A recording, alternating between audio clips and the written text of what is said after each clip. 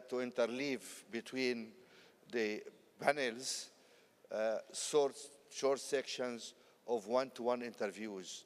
We thought there is a value to bring some interesting people to stage and have a little bit of in-depth discussion with them.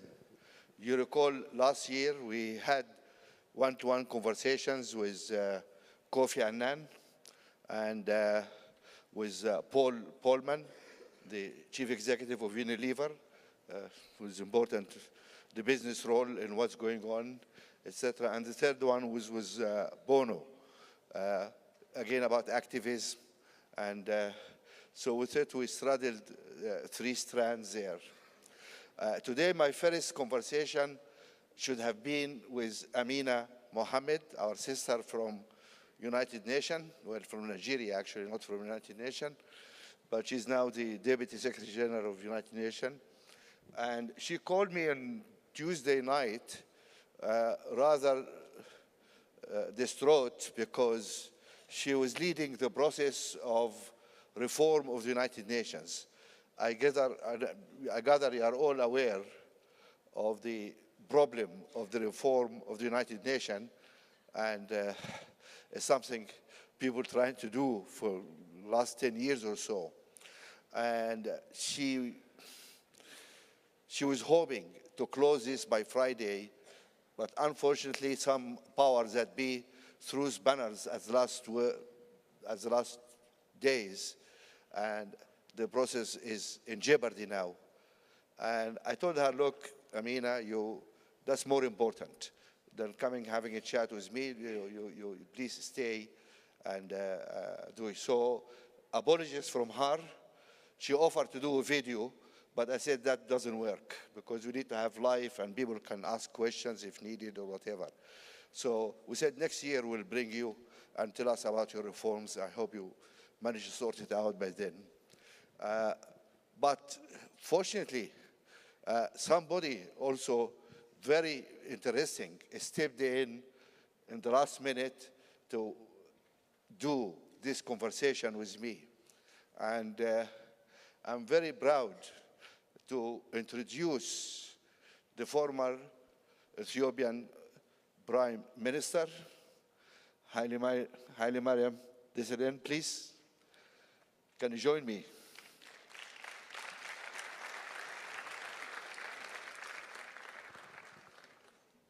Thanks so much. Please.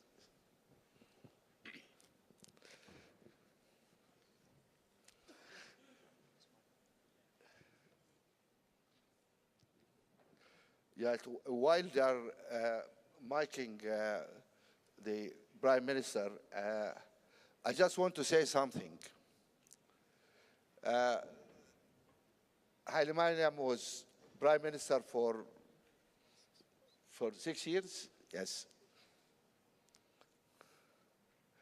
And he almost stunned everybody. He definitely stunned me by resigning and leaving. This something doesn't happen in Ethiopia. It doesn't happen anywhere in Africa anyway. And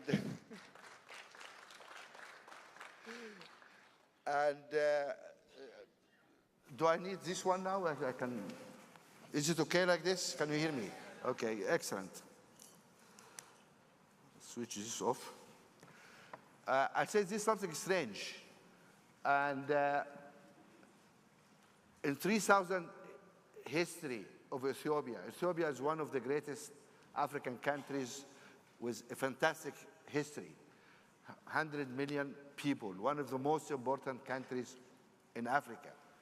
Nobody ever left office voluntarily in the history of Ethiopia until this gentleman sitting next to me here throws this bomb at everybody and he decided to leave the office.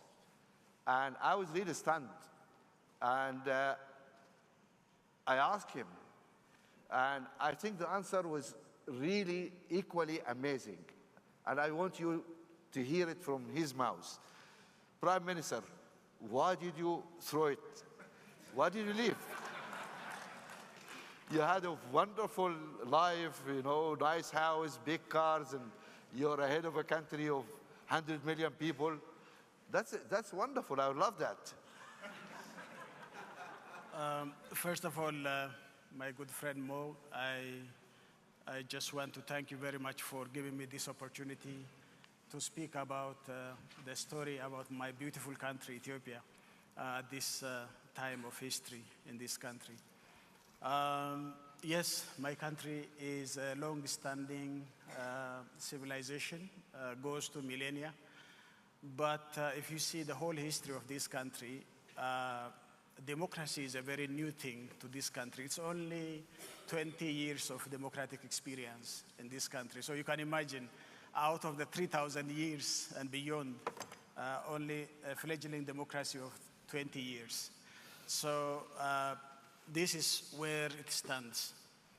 You know, if you see, since my party has come to power the last 25 years, and basically the first 10 years was just learning, because the country has been in a military regime and a command economy, so you have to restructure and shift the whole thing in the country, and that exercise has taken 10 years. And by doing so, I think the last only 15 years that every Africans understand that this country has robust, fast economic growth in the continent. Even last week in the spring meeting of IMF, I came to understand the report shows that Ethiopia is the fastest growing economy, again in Africa, with 8.5% growth annually. Yeah, I think this has been an inspiration for many African countries, that it's possible to grow very fast. But this growth has to be shared, equitable, and sustained. And I think if you see also the growth has been shared with a Gini coefficient of 0.3, which is remarkable again. But there is one issue. I like that the Prime Minister quoting numbers. Yeah. I love figures, and it is good African leaders start to use numbers. Yeah. Maybe it's because I am engineer by profession, so Right. I like also numbers. But the whole thing is, you know, this is a very huge country, multi-ethnic, multicultural, multi-religious, and you need to address this issue very carefully, and you have to accommodate diversity, and inclusive governance system is a necessity for this country. Besides, in the policy of my government earlier, we say democracy is an existential issue for us. It's not just choosing amongst the best governance systems. It is an existential issue because we are situated in a volatile Horn of Africa region where peace and tranquility is one of the big questions. And there are failed states surrounding us in many ways. Yeah. So peace and tranquility is very important, and we have to include all sections of the society into the governance system. What happened is, you know, maybe it could be a good lesson and should be researched, that when a country moves out of abject poverty, and when there is an awakening of the society, we call in Ethiopia, I know it's 100 million population compared with many African countries, you can imagine. When this giant, rises up from sleeping, yeah, then what happens has to be properly understood. And there needs to be a greater reform, a deeper reform, to accommodate the quest of people for freedom, democracy, and inclusiveness. So what you're saying is, once we fill our bellies, then we start to think about other issues. Yeah. But still, you presided over a government which achieved actually in the last 15 years an average growth rate of 8.5% or 9%, which is an amazing growth rate. But you resigned. And my question is, why did you resign? I'm coming to that. No, people really need to know why you resigned. Yeah, I think people also need to know the background. Otherwise, Okay. it doesn't give Okay. any sense. You know, this is a country which has achieved 7 out of the 8 Millennium Development Goals and given award by the United Nations. So all these good things can be spoken about this country. But there is one shortcoming. We haven't properly made our youth to be included into the system. And my government, I admittedly say that we do not properly understand the vision and quest of our young people. And, we focused also on human resource development in order to address the skill gap.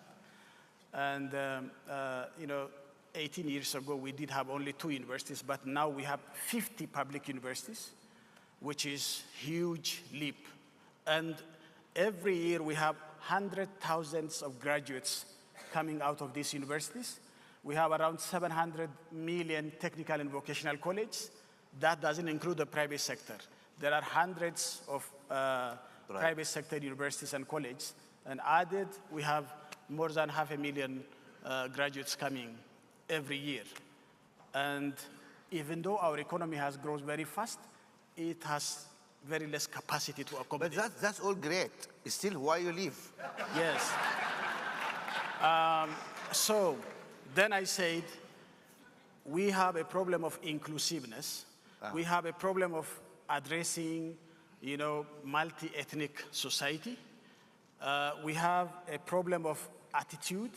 My party has been in a communist mentality, but we are now a free market economy and a democratic multi-party democracy. There is a need for deep reform. So I said, I have to set aside myself in order to force this deep reform. Otherwise, the reforms are going very slow and sluggish, which can ultimately yield to a disintegration of my country if we don't go fast in reforming in a genuine way and in a robust way. Otherwise, then the stake is that this country is going to be disintegrated. Do you guys get this, what he's saying? This is really a very interesting point. Yeah. So, how to force reform in a reluctant clique or ruling party by resigning and putting those guys on the spot. This is, can we give a hand to the...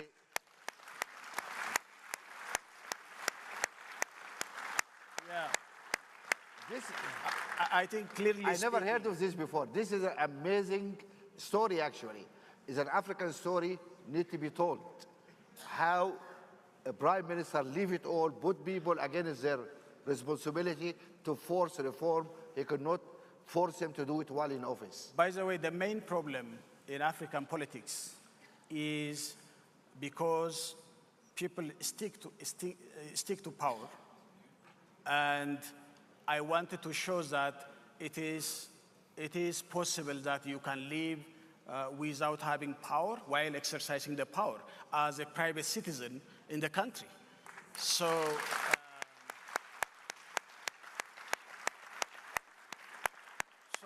there is no need to cling to power. I am professional.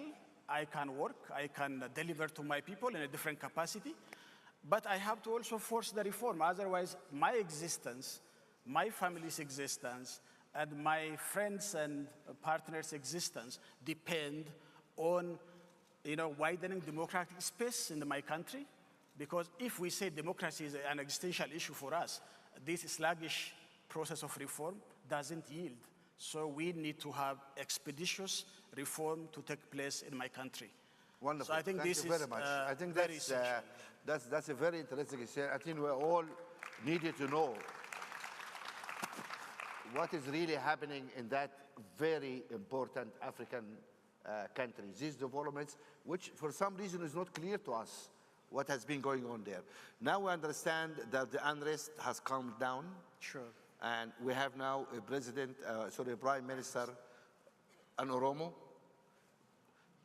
I understand this is the first time somebody from the Deep South now come to become a Prime Minister, which is a real change in the atmosphere No, this is interesting. Unfortunately, we have only 30 minutes. It's my foundation and has my name, but they always cut my time, unfortunately, so we have to, we are Democrats. So I'm going to jump also to other issues which we think also as equally important. Eritrea. We are puzzled. I mean, you guys are neighbors and cousins, shared blood, shared history, etc. And you cannot just make peace together. I mean, why is this silly, skirmishes and what is this area in the border, which is nothing, is an arid area. What you guys are fighting over? It's, I think, yes, Ethiopia and Eritrea are one people in two countries. So I agree with you fully that we are the same people, but the attitude differs. The thing is, if there is personality and feud, I mean the cult formation and feud, then I think people do not see the greater, suffering that the people are, exposed to, and they just focus on their personal stubborn character. That's the main problem. Yeah. Otherwise, the people are very eager to see the two countries make peace quickly and so that they come together. Is Ethiopia willing to offer an olive branch to the Eritrean? I think that has already been done.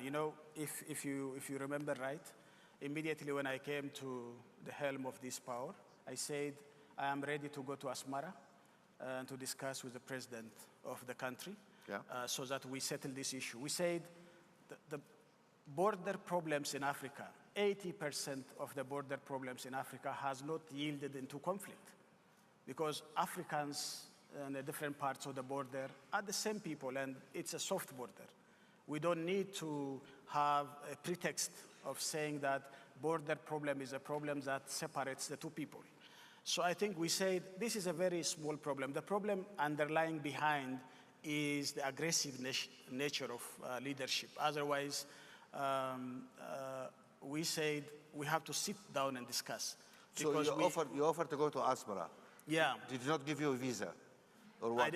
I didn't get the visa. I didn't get the reply. I am very optimistic that my successor, the new Prime Minister, has also offered this immediately when he came to the premier position, and I hope there will be some response coming from there. I don't know if you have any Eritrean officials here today or not, but somebody should need to ask the Eritreans, why are you refused to talk? What is your problem? Is there any Eritrean official here? There are many. Okay. You want to say why you don't want to talk, guys? Can you give him a mic, please? Okay. Thank you very much in the first place. I'm not an official. I'm a former official. With all due respect to what the Prime Minister said, I've been deeply engaged in this process because I was the commissioner for the UN mission in Eritrea and Ethiopia. I know the whole story. I follow the whole story. In fact, I have written a book about it. The issue is the agreement was for a final and binding decision by the Ethiopia-Eritrea Boundary Commission. The process is a very long one. Both countries were supposed to immediately implement unconditionally, unequivocally. So the boundary issue is resolved.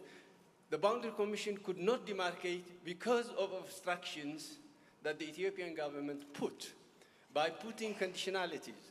So the way forward for me is, first of all, Ethiopia must unconditionally accept and implement the delimitation and demarcation decisions of the Boundary Commission, withdraw its forces from territories awarded to Eritrea, because the decision of the Boundary Commission was final and binding to be implemented unconditionally by both sides. So the way forward for me is... 1 second, just to... Just 1 second. Is there an issue with accepting... 1 minute. Yeah, 1 minute. I will finish 1 minute. I think we personally also discussed just to with, kill the issues. with Ambassador, you know. The way forward. I personally discussed with Ambassador time and again on this issue. I think it will be confusing for this August gathering if we go to the details of all those things, because I can also present my own version of what's going on. So the thing is, I admittedly say that the Ethiopian government has unconditionally accepted the boundary decision because we have signed to implement the boundary decision unconditionally. That has said time and again. So they accepted unconditionally. Why do you think they don't accept? No, the problem is, okay, 1 minute. Okay. The boundary issue is resolved. It should be implemented as is. The two countries can make any change they agree on, but it's a resolved issue, a done deal. There are outstanding issues between the two countries which must be discussed and resolved. But yes, but my point here, in order to resolve them, you guys need to talk, right? Yeah. So to talk they're and offering resolve to issues. talk. Why aren't you talking? My good friend, the two countries went to war because they could not resolve it peacefully. They could not discuss. They went to a court without a recourse to appeal. Now one has reneged, one hasn't. So the issue now is for Ethiopia to accept the limitation and demarcation decisions of the Boundary Commission, which it had accepted and signed as final and binding. We have accepted it and written a if letter Ethiopia to the withdraws United its Nations. forces from Eritrean territory, simultaneously discussions can begin to address all outstanding issues between the two countries. Yeah, but the point, my friend, here is that if they say we accepted the resolutions, now we need to sit down and talk. Yeah. You guys need to sit together and talk. Why refuse to talk? You need to come and talk here in Moibri Foundation. You guys go and sit together in the office and talk. Yeah. That's another issue. Okay. I think the right approach for me, I don't make government decision, but the right approach for me is, yes, let's talk. Okay. Let's bring our agenda items. Yeah. The boundary issue is resolved. Right. I know you are not talking. Yeah, I know you are Okay. not talking to Museveni. But let's talk about other issues. Yeah. By the way, we have offered this to talk with a mediator, without a mediator, or with third party. We can even start talking at the experts level and then go further to the political level. We offered all things. The thing is, we haven't got a listening ear. It has fallen into a deaf ear. Okay, we started some discussion here now. We hope the message goes to the government in Eritrea. And please, why aren't you willing to talk? Just sit. There's no harm in talking. Just talk. Thank you very much, please. Thank you very much. Thank you. Thank you. Right. Prime Minister, I know the time is ticking. Another issue here, why the Egyptians are up in arms about the dam? I mean, we understand you have an important development project. Egypt has a similar project when they had the high dam. And so it's legitimate for people to develop their countries, electrify it, etc. For me as an engineer, I'm also an engineer like you, the whole issue is the rate at which you're going to fill the lake. And this is something so simple. You can have a simple mathematical formula, relates with the rate of the rain and the requirements, and you can just agree how you're going to fill the dam. And you guys are good friends, and you can sell electricity to them, they can buy. So what is the big deal? Why all this, fireworks? Actually, there cannot be any resolution by fireworks. And This is an issue of development and friendship. We believe that it will be a monument for cementing our long-standing relations between Egypt, Sudan, and Ethiopia.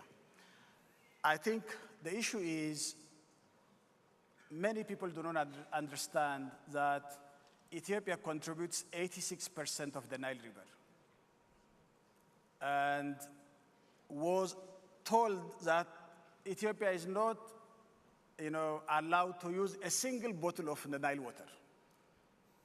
This is a long-standing mentality which has been developed by our colonial masters.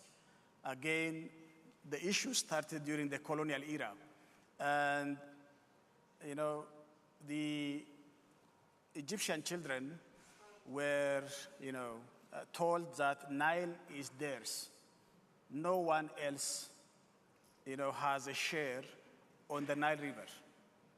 So it has become, as you said, as simple as it is. It is the solution of the Renaissance Dam, which is supposed to produce 6,400 megawatts, with the biggest in Africa, and also the eighth globally. It's a big dam built by the Ethiopian people because the international politics doesn't suit because of this politics of the Nile, which is going on for many, many years. Now, Ethiopia has not been building this dam simply because we were poor. But now we are able to raise money to build this dam. No, we started building this dam, but we are cognizant of the fact that the downstream countries shouldn't be harmed as per the international law. There should not be any significant harm on Sudan as well as on Egypt. So we established an international panel of experts to look into the impact of the dam on downstream countries. And the international panel of experts, which has been chosen from the three countries together, has studied and recommended that this dam has to be modeled, but it is perfect, both engineering-wise as well as the operation-wise. So the whole thing is, this is now boils down to scientific and technical issue. So as you mentioned, we both are engineers, we understand. I am hydraulic engineer, and I understand even better. So it's true. I'm not. I'm an electrical engineer. Yeah.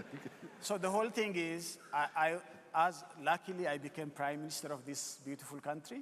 So I sat down with during President Morsi period with him and explained to him that don't politicize and legalize this issue, because it is simply a scientific and technical issue.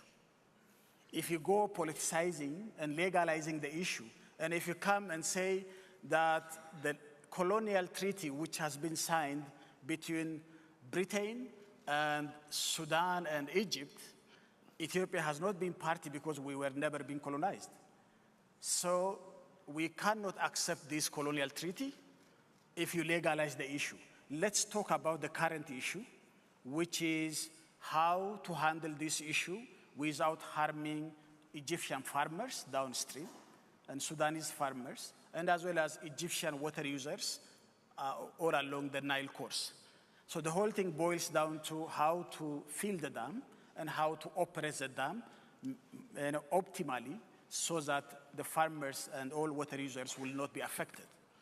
So we said, let us establish a technical organ which works on this issue from three countries. So we agreed and we signed a declaration of principles, and that was a basis for the technicians to work on. But yet after that, Morsi had a meeting. It was live on television, and I saw it. And where they said, okay, we can go and bomb the dam, we can arm the terrorist groups in the country. So how do you explain? You had this discussion, and then still they had this public meeting in which the leadership of the country is talking about attacking Ethiopia and destroying the dam, etc. What's going on here? By the way, Mo, this is not a policy of Morsi only. This is a policy long-standing, including Mubarak has played this game, never succeeded. So we said we are not nervous about it, because this is a long-standing policy, has never worked, and it will not work in the future as well. Now we are in 21st century. We have to sit down and resolve our problems through dialogue and discussions. And there is no need for war, whatever. So it's a shared property, a shared resource, and Egyptians, Ethiopians, and the Sudanese, it's enough for all of us if we sit down and discuss and operate and work together. Even we can share this clean energy between our two countries and also amongst the three of us. So this is a very helpful statement, yeah. And we don't understand then why aren't we able, I don't know if there's any Egyptian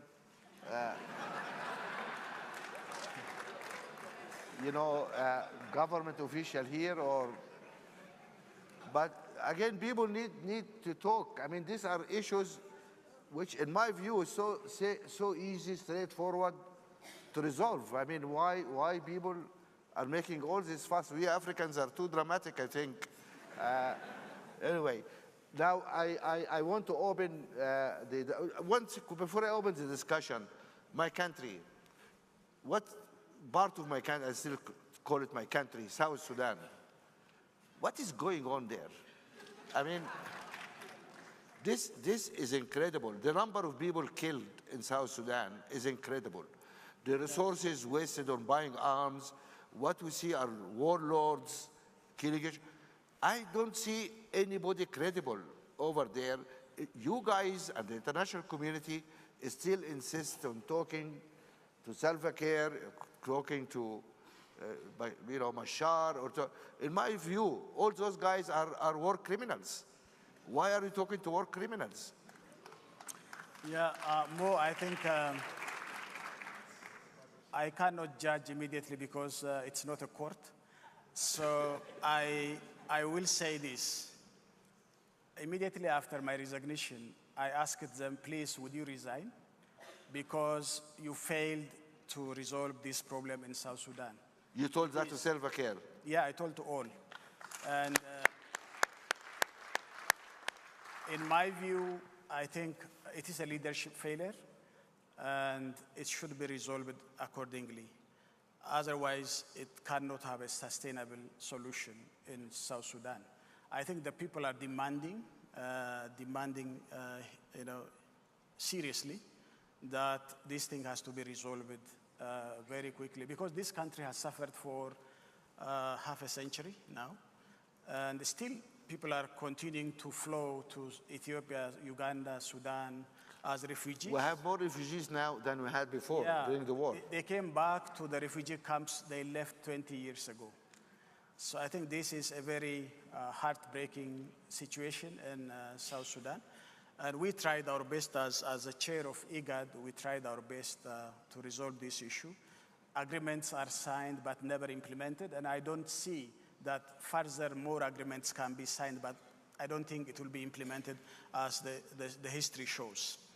So the only thing now remains is that leaders should come to their senses, to their mind, and they should somehow leave so that they can give to the new leadership, new blood leadership, who can take the country to the next level. Well, unfortunately, Festus Mukhai, our board member and our laureate, is unfortunately in hospital. He couldn't join us. We wish him speedy recovery. And he is working, running around in South Sudan on behalf of the African Union. And I keep saying, Festus, it's not working. Why are you guys wasting your time? You just find a way to. But the problem is nobody, I mean, the country may be needed to take it to trusteeship. Is that a solution? I don't know. But yeah, but I mean, really, this is a failed state as they come. But let's agree that it should be resolved, and everybody has to help, including our union, the African Union, and the United Nations has to take aggressive actions so that the thing has to come to normalcy. Thank you. We have only time for one, maybe, or two questions, but really we need a good question. And question, not statement. I cannot see people from here, but can somebody manage this process? Who is raising their hands here? Okay. Thank you. My name is Martha Wangari. I'm a member of parliament from Kenya. My question, I'm a believer of change from inside. I have not got your reasons for resignation, but I wonder, whatever you wanted to achieve, forcing reforms, is it working? Is it measurable? Yeah, I think before my resignation, we have put in place 6 agenda items for reform. The first one is reforming democratic institutions. That includes, our National Electoral Commission and other democratic institutions. And this also includes engaging with political parties, deep and genuine engagement with political parties of the country, and see any changes in the regulatory and legal systems that can help proceed with, widening democratic space in Ethiopia, so that Ethiopians now are demanding a widened democratic space in the country, and that has to be addressed properly. So I think this is one of the pillar agenda items in our reform. Even though you understand that Ethiopia, compared with many countries, level of corruption in Ethiopia is not as high as in other countries. But even then, we said there should be zero tolerance for corruption. And therefore, we have to reform to bring about a political economy that helps move forward and brings about robust private sector engagement in our economic sphere. So transforming this issue is very, very essential. So we are in the, Ethiopia has come, the economy has hit, and there are imbalances within our economy and needs a structural transformation quickly. And that reform has to take place. And that is the second issue, which is a very important issue apart from the democratic space and building democratic institutions, and also building democratic culture in the country. Sometimes people talk about democracy only as election. I think democracy is much more deeper than election.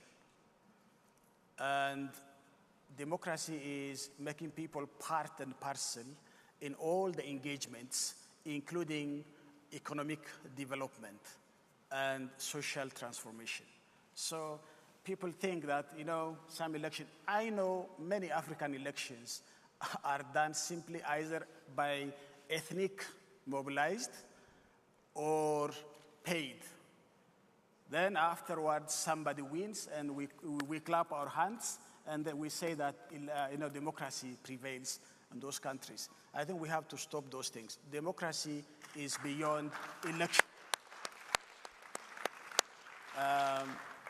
So putting our people empty bail and talking about democracy is something which is not sustainable. So to us, we need to reform all those things, not by saying, but by showing in practice and in real terms. So Ethiopian reform needs deep reform that takes the country up.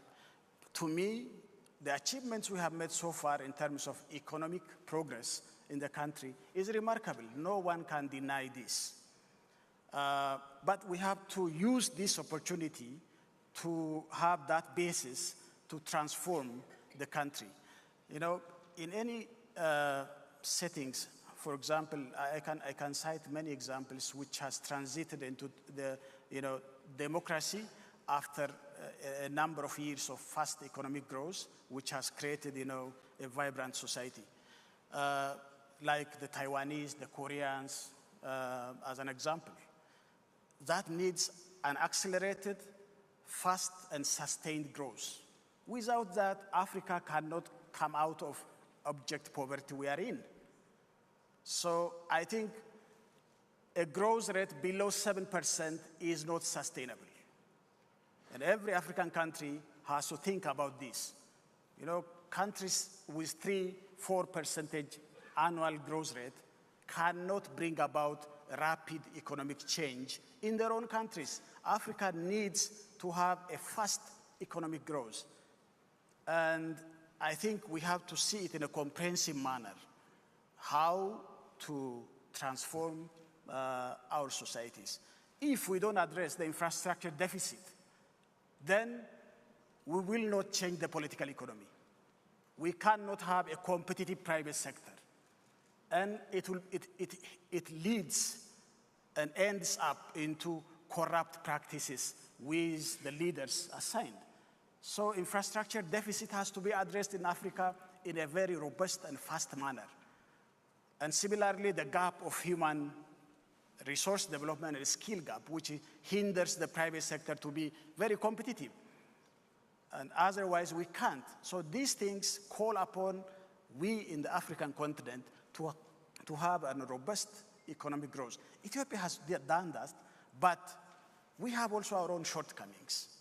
That's why we need a deep reform to change the whole thing. And with subsistence economy, you cannot have democracy. Because there has been long period of Africa where there is subsistence economy, people do not demand.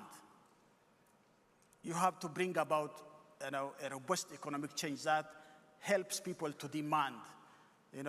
Demanding society has to be created in order to have a solid base for democratization. Otherwise, it doesn't work.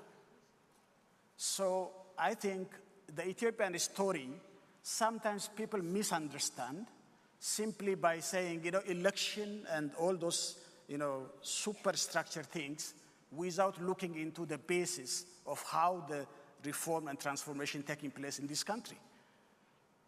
So I think that's why I said, thank you for giving me this opportunity to explain the story, the real story of my country, and which I believe if we can succeed in our democratization and economic transformation, then this country will be, sustainable, will be peaceful and stable. Prime Minister Hailemariam, that was been a fantastic conversation, and this is, I think, very important thoughts we heard here about the map for African development and the experience, particular experience of Ethiopia and the way forward. And I just wish to express my great respect, really, for a very important African leader. Please share me to thank him for his participation. Thank you very much. Thank you. Thank you. It's wonderful. Thank you.